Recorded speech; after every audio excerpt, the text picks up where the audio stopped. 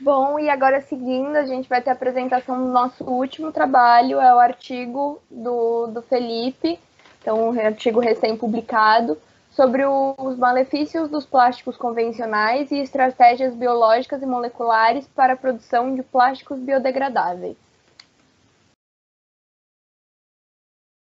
Estão me ouvindo? Sim, sim. Tá. Vou compartilhar minha tela um momento. Tá tudo certo? Tá aparecendo? Sim. Sim. Tá bom. Boa noite. Meu nome é Felipe Sanches. Eu sou aluno do quarto ano da Biomedicina e eu vou apresentar um trabalho meu que recentemente ele foi publicado como um artigo. Felipe, coloca na forma de apresentação, filhote. Vou tentar. Assim? É que aí fica pequeno, Cleide, por ser um banner. Acho que é melhor daquele jeito mesmo, Felipe. Tá. Dá um ESC aí. Opa, saiu do compartilhamento. Saiu? Peraí. Compartilhei. Obrigada, Edgar. Obrigada. De nada. Foi? Agora foi aí. Foi. Tá, então, voltando onde eu estava. Esse trabalho, ele foi a minha iniciação científica que eu realizei durante o meu segundo e terceiro ano. E recentemente eu consegui publicar esse trabalho numa revista. Então, no final da apresentação, eu vou explicar um pouco sobre a publicação que me pediram para explicar sobre, mas antes eu vou apresentar o trabalho. Bom, os plásticos, recentemente, desde o século passado, eles passaram a ser amplamente utilizados na nossa sociedade como um material que substituiu, em larga escala, o alumínio e o vidro. E isso aconteceu muito rápido.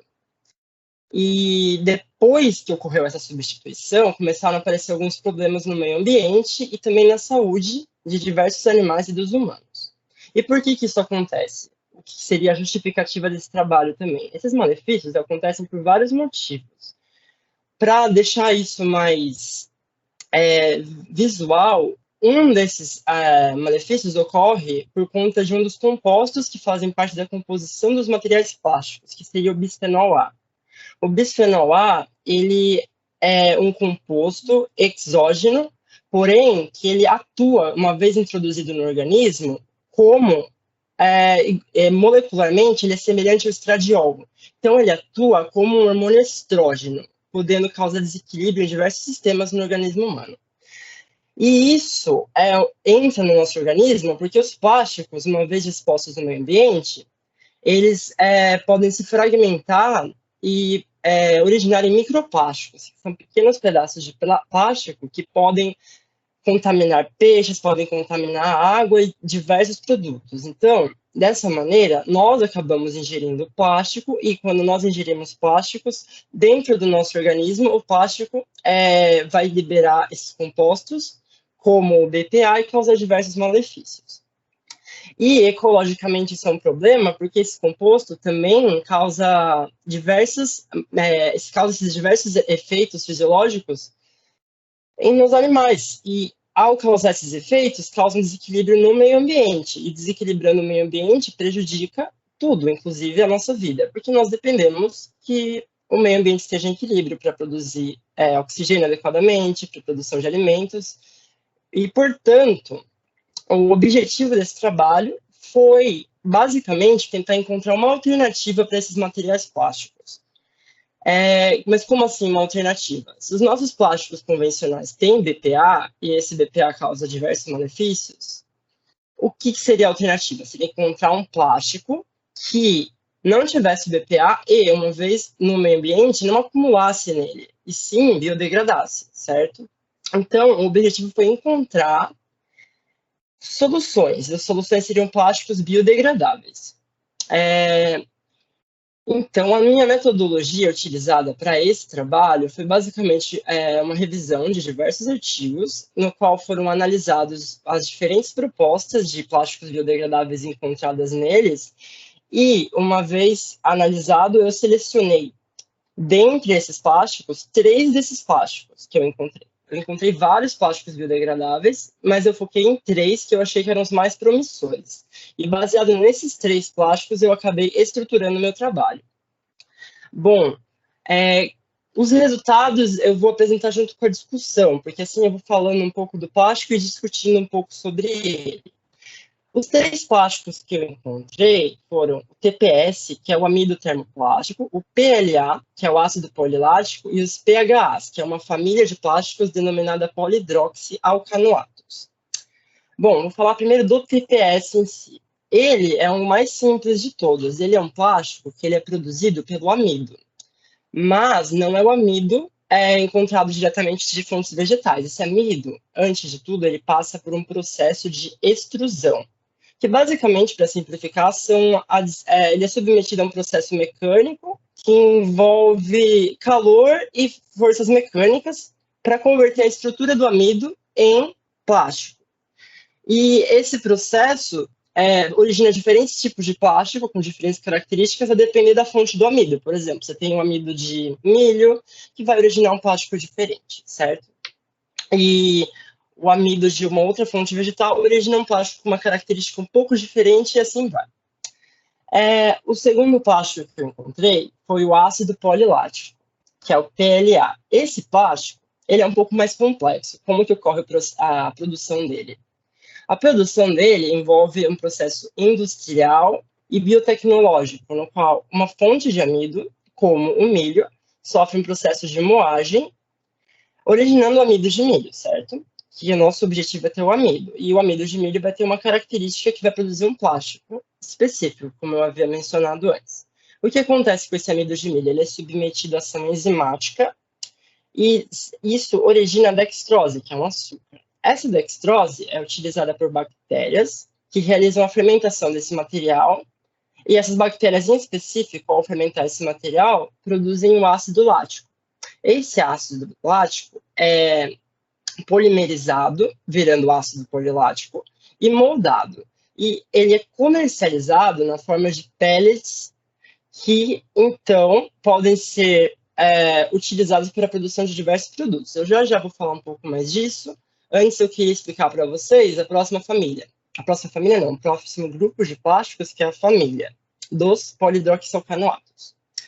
Opa, desculpa. A produção desses plásticos é semelhante, mas é diferente. Como assim?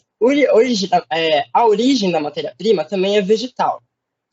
Porém, você precisa de uma fonte rica, por exemplo, em glicose. Aqui a gente já quer uma coisa mais pura, vamos dizer assim.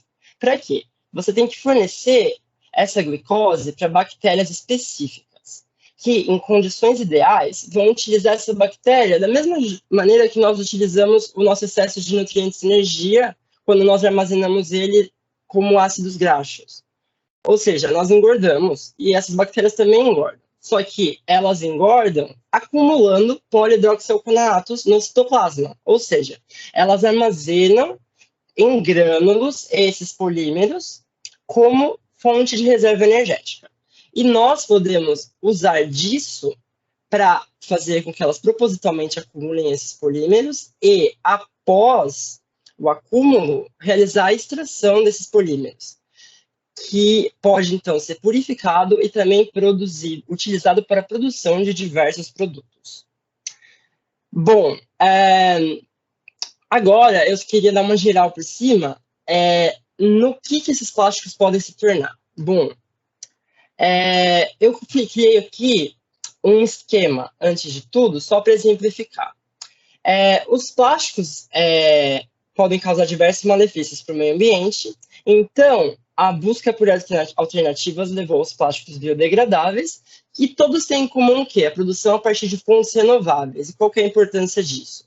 As fontes renováveis, isso significa que não está sendo liberado carbono adicional na natureza. O que isso significa? Quando você produz plástico convencional a partir do petróleo, você está tirando do solo o carbono que estava armazenado nas reservas de petróleo, e esse carbono é utilizado, então, para produzir plástico. E quando esses plásticos adentram o meio ambiente após o descarte, você está inserindo no meio ambiente carbono que não estava na atmosfera antes. Aqui, a energia é renovável no sentido de que o carbono vem da fotossíntese. Então, esse carbono passa pelo processo de fotossíntese e ele é um ciclo, certo? Você tem o processo de fotossíntese, no qual a planta usa o gás carbônico e a água para produzir oxigênio e glicose.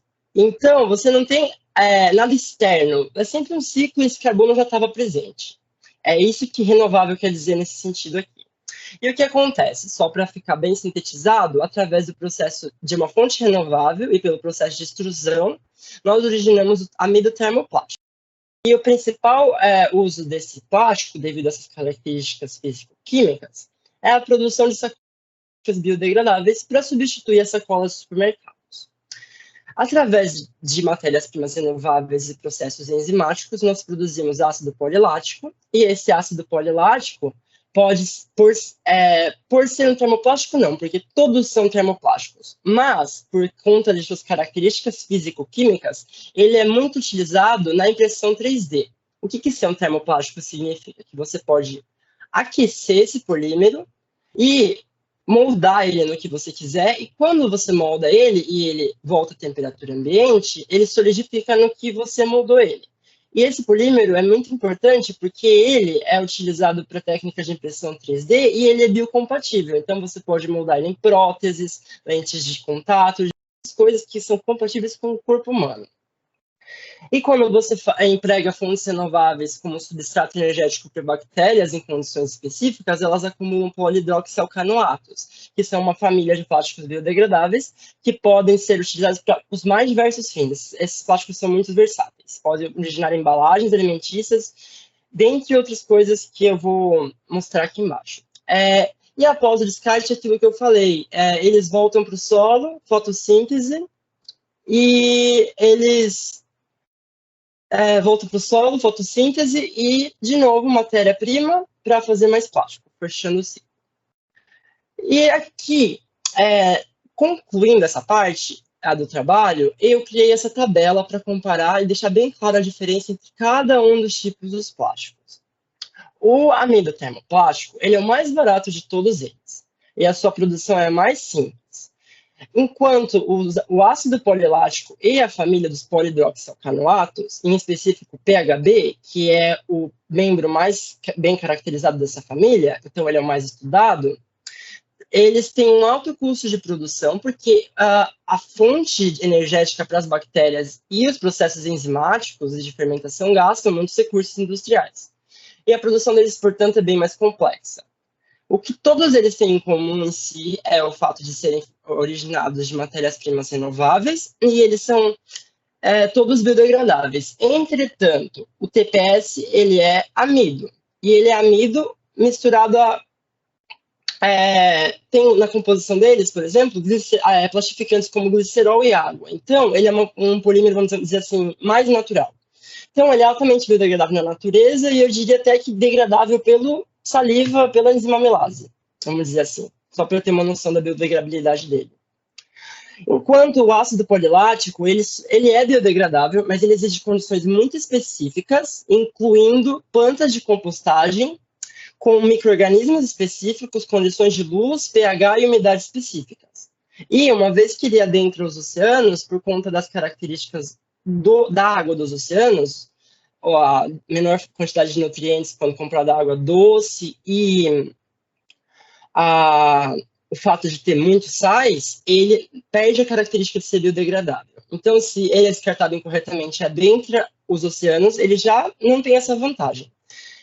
E os polidroxalcanoatos, eles são os mais vantajosos nesse sentido, porque eles podem ser descartados, adentrar a natureza e adentrar os oceanos, que eles não perdem a característica de ser biodegradável. E eles não precisam de plantas de compostagem, ou seja, bactérias naturalmente presentes na natureza podem biodegradar esses polímeros.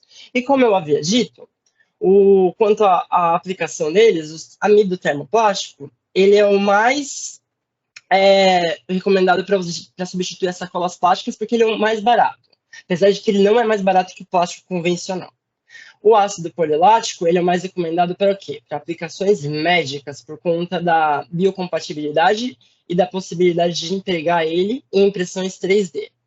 E os polihidroxalcanoatos, eles têm o maior potencial comercial, por quê? Porque eles são os que podem ser moldados os mais diversos produtos, como embalagens plásticas, copos descartáveis e por aí vai. O que você imaginar dá para fazer com esse plástico.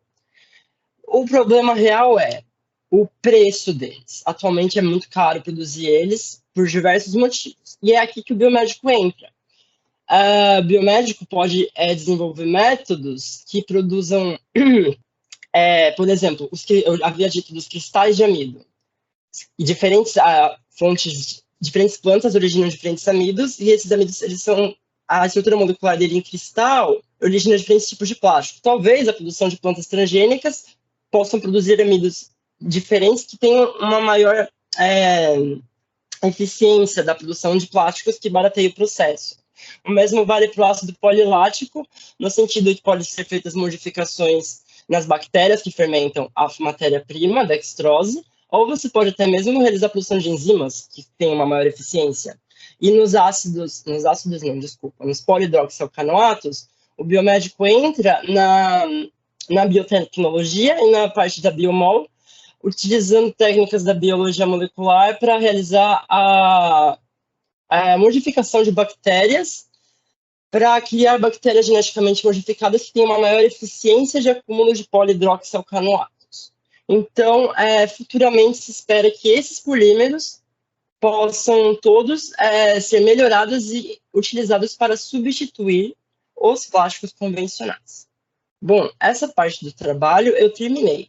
Porém, a comissão organizadora me pediu para explicar um pouco sobre o processo de publicação do artigo. Então, eu vou usar mais uns 5 minutinhos, acho que no máximo, para isso. Eu vou maximizar a tela, eu espero que fique normal, porque eu quero apresentar no outro slide que eu fiz ali, e se acontecer algum problema, alguém me avisa. Eu vou continuar falando, mas qualquer coisa me interrompa. Aqui está no modo tela cheia, vou passar para o lado. Espero que esteja normal. Bom, da onde veio a ideia desse trabalho? A ideia desse trabalho veio do meu PI do segundo ano. Esse PI do segundo ano foi realizado entre eu, uma aluna da minha sala, e a professora Cleide, que vocês conhecem. Esse PI do primeiro ano, ele era o quê? Ele falava do BPA, em específico, era BPA. E a Cleide falou assim, por que vocês não acham uma alternativa para o BPA? Daí que entrou os plásticos biodegradáveis. Então, foi aí que isso tudo surgiu. E esse PI originou um artigo que foi publicado na revista da faculdade em março de 2019, ele foi publicado, foi enviado no final do ano, e ele é intitulado Malefícios do Bisfenol A na Saúde Humana e Meio Ambiente. E aqui nesse artigo eu falo de todos os malefícios que o BPA pode causar, nós falamos de todos os malefícios que o BPA pode causar por conta daquilo que eu estava explicando, da ação dele como xenestrógeno, por ele ser um composto molecularmente similar ao estradiol, e por conta disso ele pode ativar receptores de estrógeno alfa e beta e causar diversas disfunções no organismo humano. Certo, isso aqui deu a ideia da iniciação científica, e essa iniciação científica, esse ano, eu consegui, depois de muito esforço, publicar ela numa revista internacional. E a publicação saiu no dia 13 de novembro agora. Porém, eu e a professora Cleide estávamos no processo de publicação desde janeiro, tentando isso. Me pediram para explicar um pouco como foi o processo de publicação. Então, eu vou fazer isso bem sucintamente, porque eu já vi que meu tempo está meio estourado. O que acontece? Como que você publica um artigo? Primeiro de tudo, é você achar uma revista. E achar uma revista parece fácil, mas não é.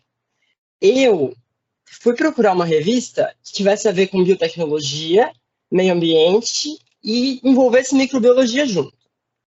E foi muito difícil. Porque, primeiro, achar uma revista que se enquadre nesses temas já é difícil. Achar uma revista que se enquadre nesses temas e que não te cobre entre $1.000 a $2.500 para publicar um artigo é quase impossível. Achar uma revista que não te cobre nada disso para publicar um artigo e que ainda você seja aprovado é muito, muito difícil. Esse artigo mesmo, eu submeti ele antes dessa revista. Eu submeti ele para uma outra revista. Eu submeti ele para uma revista brasileira que demorou cerca de um mês após a submissão para me responder falando que não tinha aceitado o meu artigo e que não era do interesse deles. Então eu fiquei um mês sem poder submeter o artigo em outro lugar, porque você tem que submeter só em um lugar. Fiquei um mês esperando a resposta e recebi a resposta falando que não foi aceito e ponto. Não queriam saber mais do artigo. Não queriam que eu alterasse nada, não me ofereceram nada disso. Só falaram que não queriam um artigo que não fazia perfil da revista. E a revista falava de meio ambiente, tinha tudo a ver com a ideia. Mas eles não gostaram do artigo. Então o que eu fiz? Eu fui procurar outra revista. E eu pensei, bom, eu vou tentar achar uma revista internacional.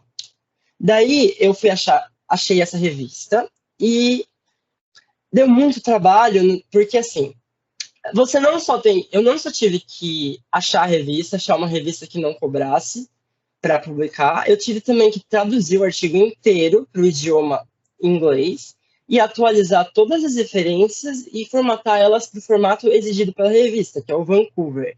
Gente, eu juro para vocês, eu gastei dias só nas referências. E fora todo o trabalho que você tem entre enviar o artigo, esperei 2 meses. Eu enviei o artigo em maio, eu esperei 2 meses. Eu recebi em julho a resposta falando que eles aceitaram com modificações. Então, o que aconteceu? Eles começaram a pedir para fazer alterações. Eles queriam que eu explicasse melhor o que aconteceu. Eles queriam que eu explicasse melhor o que aconteceu nas alternativas. Eles falaram que eu dei como alternativa para os plásticos convencionais ou os plásticos biodegradáveis direto. Porém, eu tinha isso na minha EC. Então, isso eu só tive que pegar da minha EC e passar para o artigo. E traduzir para o inglês. Isso não deu tanto trabalho, mas eles exigiram muitas coisas. Eles exigiram que eu melhorasse o inglês do artigo. Eles falaram que tinham erros, eu tive que reler tudo, corrigir o que eu achava errado. E assim foi. E nisso vai trocando e-mail. Daí demora um mês para voltar o e-mail, vai demorando outro mês para voltar o e-mail e você vai indo. Quando o artigo finalmente foi publicado, eu fiquei muito feliz, porque foram mais de meio ano nessa revista e foi basicamente outro meio ano até ter achado essa revista e deu muito trabalho, mas foi muito gratificante ver o artigo publicado. E só para finalizar aqui, aonde isso aqui foi? Porque era um PI, virou uma EC, que foi publicado um artigo. Bom, no PI eu falei do BPA e da importância dos plásticos biodegradáveis, certo? Então, na EC eu falei de plásticos biodegradáveis e encontrei 3 plásticos diferentes. O que eu fiz na EC? Eu foquei em um plástico biodegradável, foquei na família de polihidroxilcanoatos. E o que eu fiz? Eu desenvolvi um trabalho teórico e prático, no qual eu abordei sucintamente sobre os malefícios dos plásticos convencionais, descrevi quase tudo assim, que tem na literatura sobre os polihidroxilcanoatos e fiz uma parceria com o Laboratório de Bioprodutos do ICB da USP, do Departamento de Microbiologia, para realizar a produção, a extração e a purificação desses polímeros. Então, eu fui lá, fiz estágio e nós produzimos, a partir de bactérias, 2 cepas de pseudomonas diferentes e uma cepa de Ralstonia, que é eutrófa. Nós produzimos 3 tipos diferentes de polihidroxilcanoatos, extraímos eles das bactérias e purificamos ele. E aqui eu trouxe para mostrar para vocês um dos produtos finais desse processo todo, que foi esse filme de bioplástico, que já está moldado, e isso na minha mão é um filme de plástico biodegradável, que é composto basicamente por carbonos contendo monômeros de carbono de 4 carbonos. E esse trabalho foi dependeu muito da colaboração de outras pessoas. Eu, a Cleide, dependemos muito, assim, da colaboração das pessoas do laboratório. Então, eu tenho muito a agradecer à professora pelo apoio nisso tudo, e nós, eu e a Cleide, agradecemos também as pessoas do laboratório por terem nos dado a oportunidade de realizar a parte prática e obter esses polímeros no laboratório. Então é isso, gente. Muito obrigado e espero ter conseguido explicar o que me foi pedido. Obrigado. Eu que agradeço, Felipe. Muito obrigada pela sua participação e contar pra gente sobre essa sua trajetória, sobre essa jornada. Definitivamente é bem incentivador para gente que gosta de pesquisar, que gosta de ir atrás. Então, muito obrigada por compartilhar isso. De nada. Bom, eu vou começar aqui. Eu não vou falar muita coisa, porque tem coisas que a gente deixa para a banca, né? Mas, primeiro, parabenizar pela apresentação. Você apresentou muito bem, você mostrou que você tem um domínio muito bom do assunto, você mostrou o quanto que você se empenhou nesse assunto. Adorei essa história aí do final. Quando o artigo foi publicado, a professora Cleide tinha compartilhado com alguns professores, eu vi, né, esse artigo, e gostaria de parabenizar vocês dois. Obrigado. Principalmente você, porque é muito gratificante você ter um artigo publicado já na sua graduação e você vivenciou aí todas as dificuldades que qualquer pesquisador passa para publicar um trabalho. Então, não sei se você vai seguir para mestrado e doutorado, mas acredito que sim, né? É o seu perfil. Pelo menos essa vivência de como publicar um trabalho você já tem. Então, digamos que você tem 50% do caminho aí que você já sabe como trilhar. E isso vai ser muito bom para você, para o seu crescimento profissional. Obrigado, professor. Nada. Em relação à apresentação, sensacional, foi muito boa, foi muito clara, adorei a figura lá que vocês prepararam, né, sobre a produção, sobre os tipos, foi muito bem colocada e só tenho que parabenizar. Perguntas eu vou deixar para a banca. Tá bom?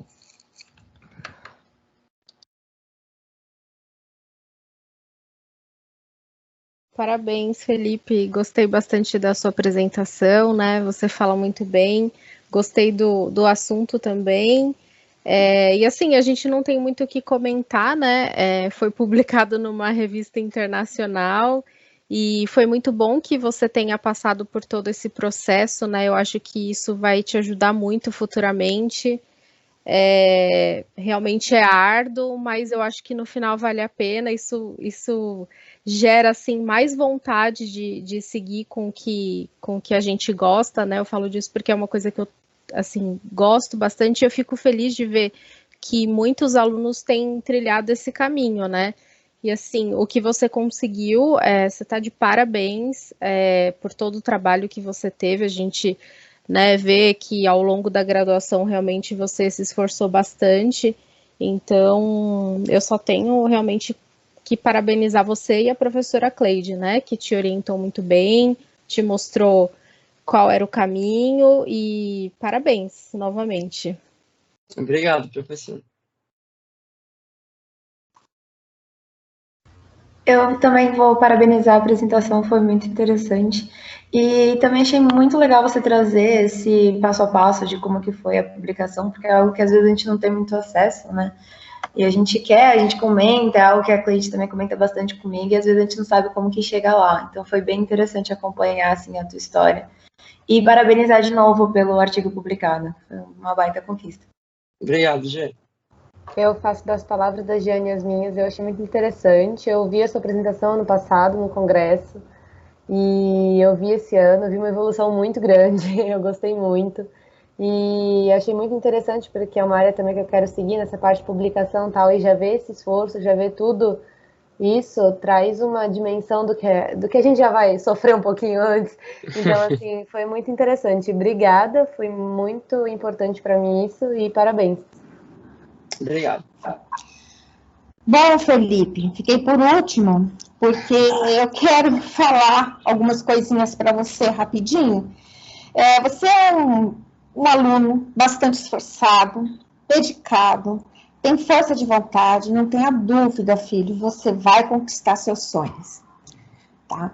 Inclusive, eu estou emocionada, eu até tirei a câmera aqui, gente, porque eu estou emocionada.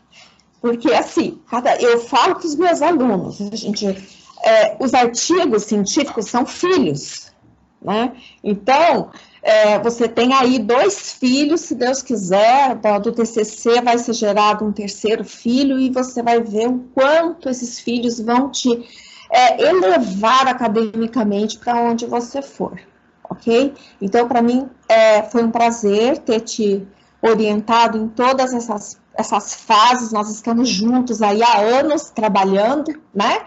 E eu só tenho que te parabenizar em todos. Você foi um requinte, tá bom? Muito obrigado. Eu só tenho que te agradecer, tá bom, meu pupilo? Esse é meu filhote, gente. Obrigada, pessoal. Muito obrigada por tudo que vocês falaram, tá? Muito obrigada. Bom, então é isso, gente. Eu quero agradecer muito a presença de vocês aqui. Quem topou apresentar, 2º ano, 3º ano, 4º ano, pessoal do 1º ano que está aí assistindo, muito obrigada pela presença de vocês também. Espero que isso tenha dado um gás para vocês poderem participar, ainda mais nesse ano super atípico que a gente teve. Muito obrigada pelos professores, pela força que vocês dão para a gente, de embarcar nas nossas loucuras também, mas que vocês sempre dão esse apoio, essa força e esse incentivo para a gente. Eu sou muito grata, as meninas que ajudaram a organizar, um agradecimento super especial para a Rosana, para a Jeane, que me ajudaram muito, para o Pablo, que me aturou surtando. Muito obrigada, gente. Muito obrigada por tudo. E é isso, terminamos mais um ano e nos vemos ano que vem. Então, para quem a gente não vê mais, boas festas, boas férias também. E que venha 4º ano, que venha 3º ano, 2º, pós-graduação. Então, muito obrigada, gente, pela presença de vocês e muito obrigada pela oportunidade.